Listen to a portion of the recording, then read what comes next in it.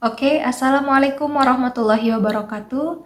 Perkenalkan, nama saya Ayu Aprianti dengan NIM 123202065, Program Studi Pendidikan Agama Islam semester 1.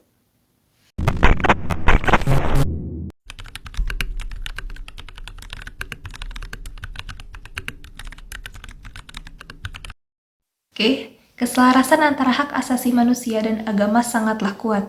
Sebagaimana kita ketahui, bahwasanya Islam meninggikan martabat manusia tanpa melihat suku bangsa, bahasa, dan warna kulit. Dalam Islam, manusia menjadi terhormat ketika ia mampu melaksanakan perintah dan menjauhi larangan Allah Subhanahu wa Ta'ala. Dan ini berkaitan dengan HAM yang senantiasa menjaga hak manusia tanpa memandang dari mana ia berasal. HAM selalu menanamkan keadilan dalam setiap hukumnya, dan ini juga selaras dengan agama Islam yang selalu berlaku adil kepada setiap makhluk. Selain itu, masih banyak hal lain yang berkaitan antara HAM dan agama Islam, seperti perlindungan hukum dan hak perempuan. Tetapi, meskipun terdapat banyak keselarasan antara HAM dan agama Islam, terdapat juga tantangan dalam mengimplementasikan itu semua, yang dapat muncul dari berbagai konteks dan mempengaruhi kehidupan bermasyarakat, seperti Islam mendukung hukuman mati, sementara banyak penggiat HAM menentangnya sebagai pelanggaran hak hidup. Contohnya, pelaksanaan hukuman mati atas kasus-kasus tertentu di beberapa negara dengan dasar hukum Islam menjadi sumber kontroversi. Banyak para aktivis HAM menentang hukuman tersebut karena tidak selaras dengan hak asasi setiap manusia. Contoh lain pula terdapat pada hak berhubungan, yaitu hak LGBT. Dalam agama Islam, hal ini sangatlah dilarang, sementara beberapa norma HAM mendorong perlindungan LGBT tersebut.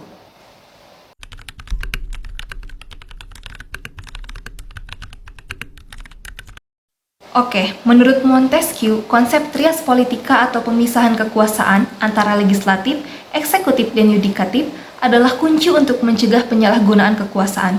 Legislatif atau parlemen membuat undang-undang, eksekutif atau pemerintahan menjalankan kebijakan, dan yudikatif atau pengadilan menegakkan hukum. Dalam mencapai tujuan nasional, ketiga lembaga ini bekerja secara independen tetapi saling mengawasi.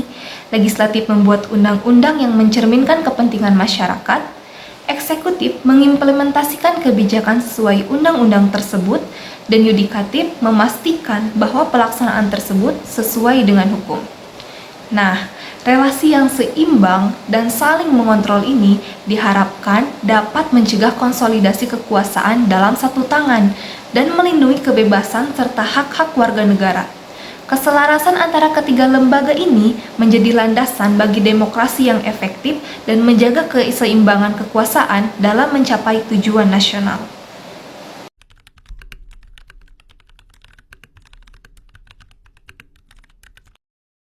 Oke, Dewan Raharjo menyatakan konsep masyarakat madani melibatkan agama sebagai sumber, peradaban sebagai proses, dan masyarakat kota sebagai hasil.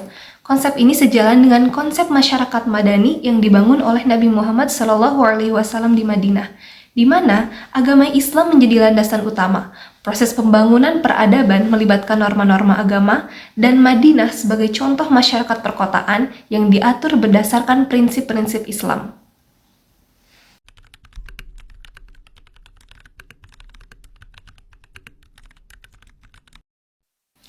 Pengertian mitigasi sendiri adalah serangkaian upaya untuk mengurangi resiko, baik melalui pembangunan fisik maupun penyadaran dan peningkatan kemampuan menghadapi ancaman. Sedangkan upaya atau langkah dalam mengatasi radikalisme di kalangan pemuda adalah kita perlu meningkatkan pemahaman nilai-nilai Pancasila melalui pendidikan, memberdayakan mereka secara ekonomi dan sosial, mengedukasi literasi digital, mendorong dialog antar agama dan antar budaya, serta melibatkan berbagai pihak seperti pemerintah, lembaga pendidikan, keluarga, dan masyarakat. Dan penting juga melibatkan pemuda dalam pembuatan kebijakan agar mereka merasa diakui dan bertanggung jawab terhadap arah pembangunan negara, menciptakan lingkungan yang mendukung perkembangan positif pemuda, dan mencegah adanya pengangkatan atau pengakuan ideologi radikal.